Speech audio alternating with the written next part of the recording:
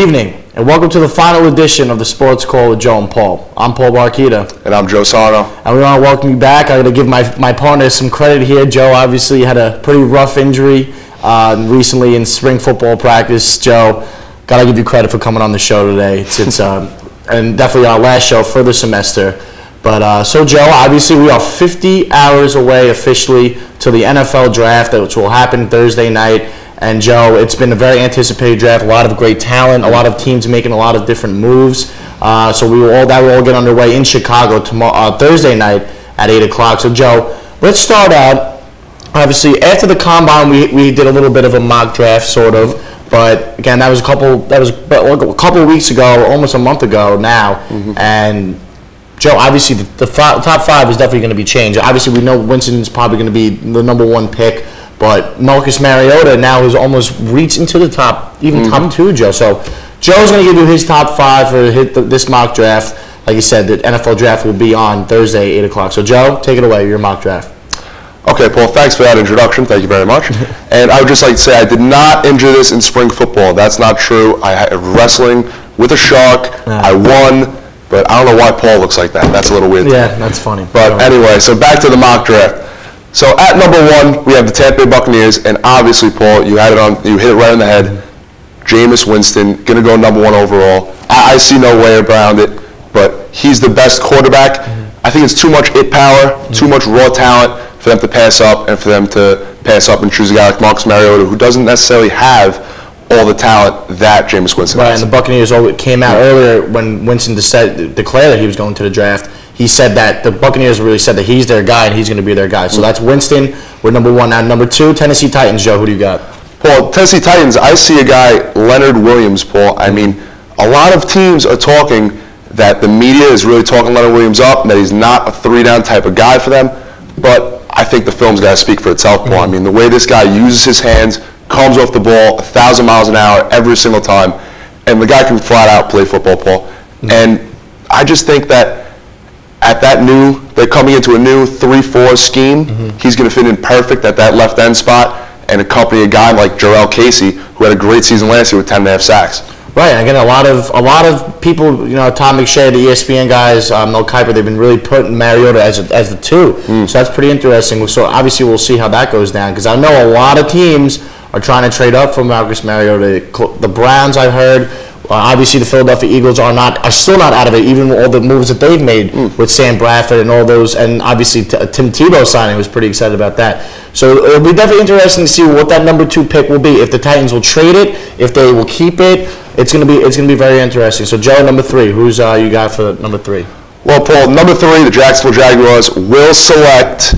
I know everybody wants to hear Dante Fowler, but I'm gonna go with the guy Amari Cooper. Paul, there's been a lot of rumors about Amari Cooper going into Jacksonville, helping out a guy, Blake Bortles, who needs as much help as he can to develop, and I see it as a great fit. I mean, Amari Cooper is the most polished receiver in this draft and will be a great fit in that Jacksonville offense, Paul. Right, so that's a good wild card. Obviously, Cooper could have gone, I thought Cooper would be going 4 to the Oakland Raiders, but like you said, Bortles really needs the help. He's a young quarterback coming off his first season. A guy like Amari Cooper would easily help him out and help out that offense, but you can't go wrong with Dante Fowler. The guy is probably the best pass rusher in the draft this year. But again, he's just one of many. So now number 4, Oakland Raiders. Who do you got, Joe? Paul, at number 4, the Oakland Raiders, I see them picking a guy. They need to go wide receiver 2, in my opinion. Again, young quarterback in Derek Carr, young promising quarterback, a guy they think they could do a lot of things in this league. I think they go out and get the freak of the draft, in my opinion, a guy, Kevin White, wide receiver, West Virginia. I mean, I think this guy is comparable to guys like Julio Jones. I mean, he's an absolute freak, goes up and gets the ball, strong hands, and that's what you really look for in a wide receiver like that. Big, strong hands, and a guy that can go up and compete with these good cornerbacks in the league nowadays. Right, so Kevin White, we had a heck of a draft, a heck of a combine. Obviously, he had the film, but ran well, he jumped well, lifted well, and like you said, on the field, he looked like the best receiver there. Even Cooper with him, but so that's Kevin White going to the Oakland Raiders. So Joe, final pick in the top 5. Number 5, who do you got? Well, Paul, I think we all know who's going here. There's no way this guy's dropping out of the top 5, right? I'm going with the guy Dante Fowler, outside linebacker, Florida. I mean, like you said, the most polished pass rusher in this draft. the guy, the way he comes off the ball, plays defensive end and outside linebacker, actually, Paul. He can fit into any scheme they want to play. And now a Brian Orakpo-less Redskins team is going to need that. Right, I forgot to mention, the Redskins do have the 5th pick, so Dante Fowler. Yep, Dante Fowler. I mean, I just see the way that they want to play defense, the Washington Redskins want to play defense. They want to get after the quarterback, and they need a pass rusher that they've desperately needed since Brian Orakpo went down with all those injuries. Right, so there it is. There's Joe's Mock 5. Obviously, those guys are clearly either not top 5, but definitely top 10 talent. And another thing we want to bring up, Joe, all these off-the-field issues with these young guys, like you said, a Randy Gregory, obviously was a top 10 talent. And Joe, you mentioned the other 2 guys before. How does this really play into these guys who have such great talent but are really almost throwing their careers away, Joe? Like, how can they really do that? Well, Paul, there's guys like you said, Randy Gregory, obviously, a top 10 talent, one of the best pass rushers in this draft. And then a guy, Shane Ray, I had originally as my number 5 pick. I actually switched my whole top 5 up for this guy.